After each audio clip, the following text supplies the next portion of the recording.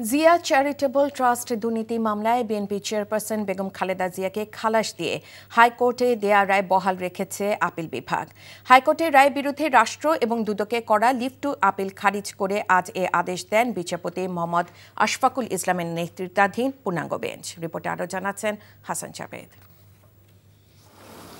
Zia charitable trust দুর্নীতি মামলায় BNP chairperson Begum Khaleda জিয়াকে বিশেষ জজ আদালতের দেয়া 7 বছরের সাজা বাতিল করে রায় দিয়েছিল হাইকোর্ট। সেই রায়ের বিরুদ্ধে রাষ্ট্রপক্ষ এবং দুদক লিভ টু আপিল করে। বেশ কিছুদিন ধরে সেই আবেদনের শুনানির জন্য আপিল বিভাগের কার্যতালিকায় ছিল।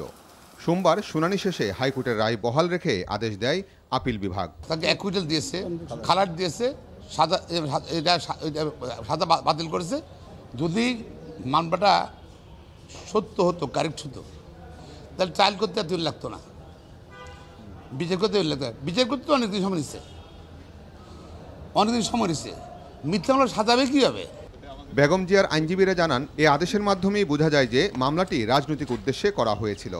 এমনকি যারা খালেদা জিয়ার বিরুদ্ধে বিভিন্ন মামলায় রায় দিয়েছিল তারা পদোন্নতিও পেয়েছিল। যেমন ধরেন অতিরিক্ত জেলা জজ উনি জেলা জজ পুরস্কার পেয়েছেন, যিনি জেলা জজ উনি হাইকোর্টের প্রমোশন পেয়েছেন, যিনি হাইকোর্টে উনি অ্যাপেলেট ডিভিশনে প্রমোশন পেয়েছেন।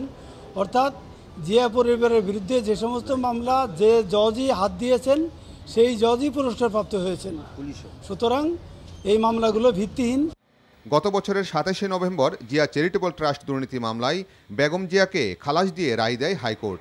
2018 সালের 29 অক্টোবর এই মামলায় খালেদা জিয়াকে 7 বছরের কারাদণ্ড এবং 10 লাখ টাকা জরিমানা করেছিল বিশেষ জজ আদালত। Hasan Javed, NTV news, Dhaka.